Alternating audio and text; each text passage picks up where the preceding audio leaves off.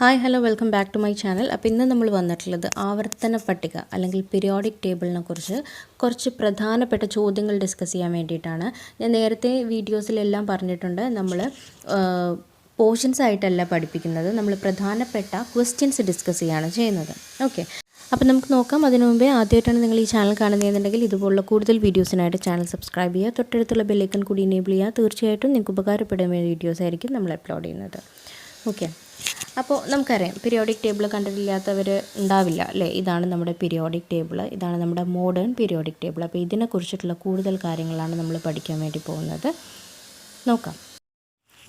ആദ്യത്തെ ചോദ്യം, ആവർത്തന പട്ടികയുടെ പിതാവ് എന്നറിയപ്പെടുന്നത് ദിമിത്രി മെൻഡലീവ് ആണ്. ആവർത്തന പട്ടികയുടെ പിതാവാണ് ദിമിത്രി മെൻഡലീവ്. അങ്ങനെയാണെങ്കിൽ ആധുനിക ആവർത്തന പട്ടികയുടെ പിതാവ് ആരാണ്? ഹെൻറി മോസ്ലിയാണ് ആധുനിക ആവർത്തന പട്ടികയുടെ പിതാവ്. മോഡേൺ പീരിയോഡിക് ടേബിളിൻ്റെ father of modern periodic table Henry Moseley.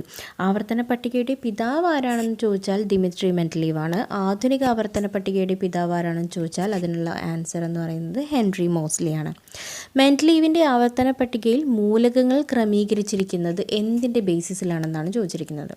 അതായത് മെൻഡലീവിൻ്റെ ആവർത്തന പട്ടികയിൽ മൂലകങ്ങൾ ക്രമീകരിച്ചിരിക്കുന്നത് അറ്റോമിക മാസിൻ്റെ ആരോഹണ ക്രമത്തിലാണ്. Okay, increasing order of atomic mass. Atomic മാസിൻ്റെ ആരോഹണ ക്രമത്തിലാണ് മെൻഡലീവിൻ്റെ ആവർത്തന പട്ടികയിൽ മൂലകങ്ങൾ ക്രമീകരിച്ചിരിക്കുന്നത്. അങ്ങനെയാണെങ്കിൽ ആധുനിക ആവർത്തന പട്ടികയിൽ മൂലകങ്ങൾ ക്രമീകരിച്ചിരിക്കുന്നത് അറ്റോമിക സംഖ്യയുടെ ആരോഹണ ക്രമത്തിലാണ്. അറ്റോമിക് നമ്പറിൻ്റെ ഇൻക്രീസിങ് ഓർഡറിലാണ്. മെൻഡലീവിൻ്റെ ആവർത്തന പട്ടികയിൽ അറ്റോമിക മാസിൻ്റെ ആരോഹണ ക്രമത്തിലാണ്. ഓക്കെ, അടുത്ത ചോദ്യം, അറ്റോമിക വ്യാപ്തത്തിൻ്റെ അടിസ്ഥാനത്തിൽ മൂലകങ്ങളെ വർഗീകരിച്ചത് ആരാണ്?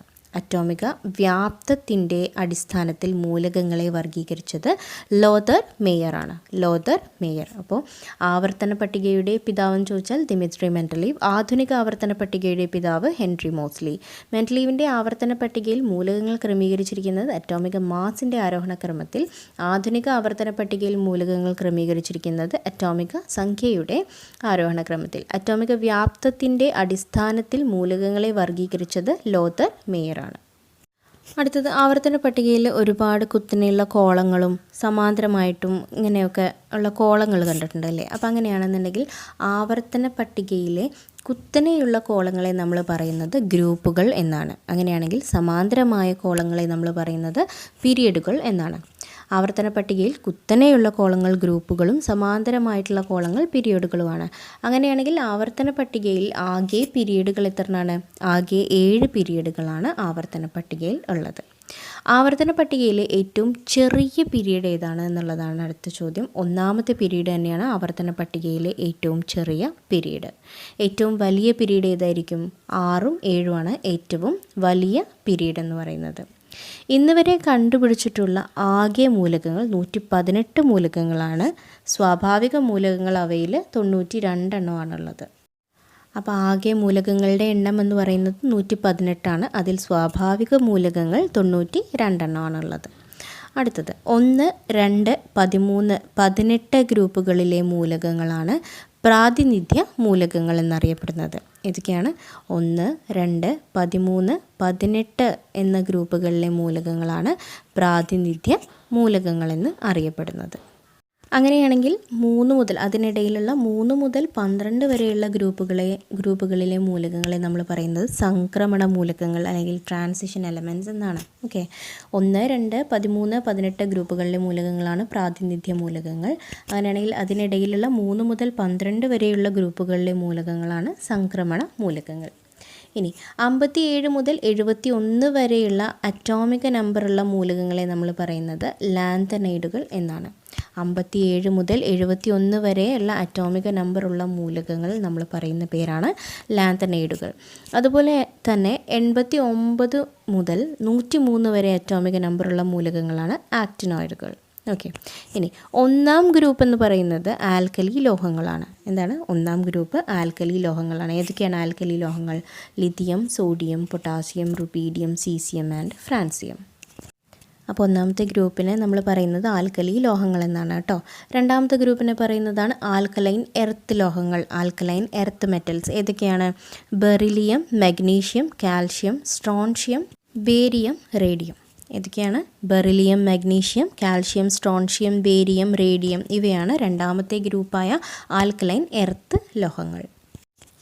13ാമത്തെ ഗ്രൂപ്പിനെ നമ്മൾ പറയുന്ന പേരാണ് ബോറോൺ കുടുംബം. 14 കാർബൺ കുടുംബം, 15 നൈട്രജൻ കുടുംബം, 16 ഓക്സിജൻ കുടുംബം, 17 ഹാലജനുകൾ, 18 അലസവാതകങ്ങൾ. ഓക്കെ,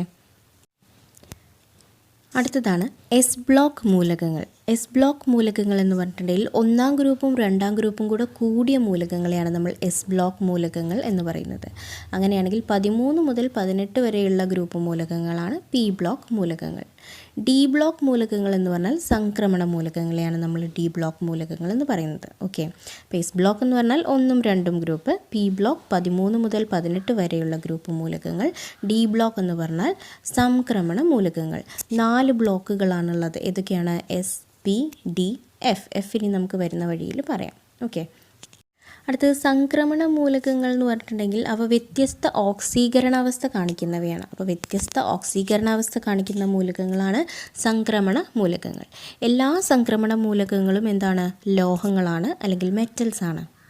അതുപോലെ തന്നെ സംക്രമണ മൂലകങ്ങൾ നിറമുള്ള സംയുക്തങ്ങളെ ഉണ്ടാക്കുന്നുണ്ട്. സംക്രമണ മൂലകങ്ങളുടെ പ്രത്യേകതകളാണ് നമ്മൾ പറയുന്നത്. എന്തൊക്കെയായിരുന്നു? സംക്രമണ മൂലകങ്ങൾ വ്യത്യസ്ത ഓക്സീകരണാവസ്ഥ കാണിക്കുന്നുണ്ട്. എല്ലാ മൂലകങ്ങളും ലോഹങ്ങളാണ്. അതുപോലെ തന്നെ സംക്രമണ മൂലകങ്ങൾ നിറമുള്ള സംയുക്തങ്ങൾ ഉണ്ടാക്കുന്നുണ്ട്. അപ്പോൾ നമ്മൾ നേരത്തെ പറഞ്ഞു ആകെ 7 പീരീഡുകളുണ്ട് അല്ലേ? ആ 7 പീരീഡുകളിൽ ഏറ്റവും ചെറിയ പീരീഡാണ് 1ാമത്തെ പീരീഡ്. അതിൽ 2 മൂലകങ്ങളാണുള്ളത്. ഏതൊക്കെയാണ്? ഹൈഡ്രജനും ഹീലിയവും. പീരീഡ് 2, 3 അതായത് 2ാമത്തെ 3ാമത്തെയും പീരീഡിൽ 8 മൂലകങ്ങളുണ്ട്. 4ാമത്തെയും 5ാമത്തെയും പീരീഡിൽ 18 മൂലകങ്ങളുണ്ട്. 6ാമത്തെയും 7ാമത്തെയും പീരീഡിൽ 32 മൂലകങ്ങളാണ് ഉള്ളത്.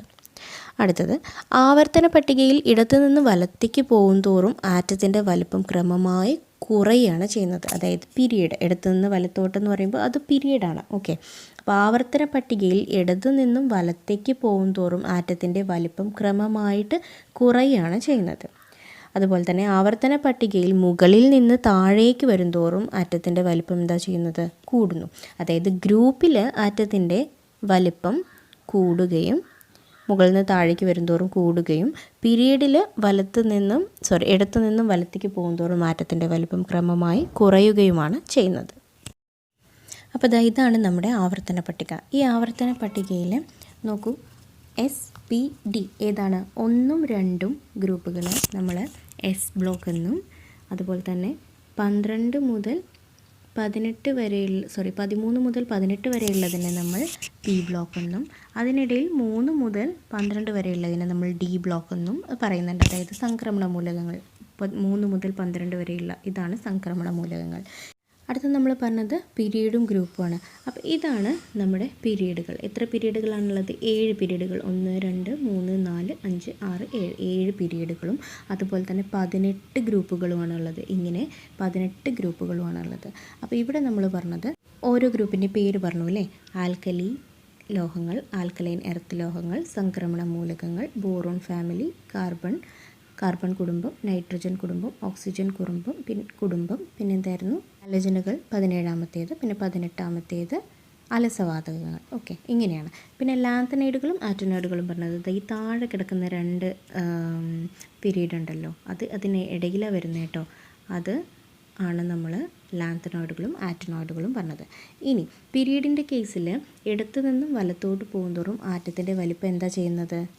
ആറ്റത്തിൻ്റെ വലിപ്പം കുറയുകയാണ് ചെയ്യുന്നത്. അപ്പോൾ ഇങ്ങനെ പീരീഡിൽ നിന്ന് ഇങ്ങനെ ഇടത്തു നിന്നും വലത്തോട്ട് പോകുമ്പോഴേക്കും ആറ്റത്തിൻ്റെ വലിപ്പം കുറയുന്നു.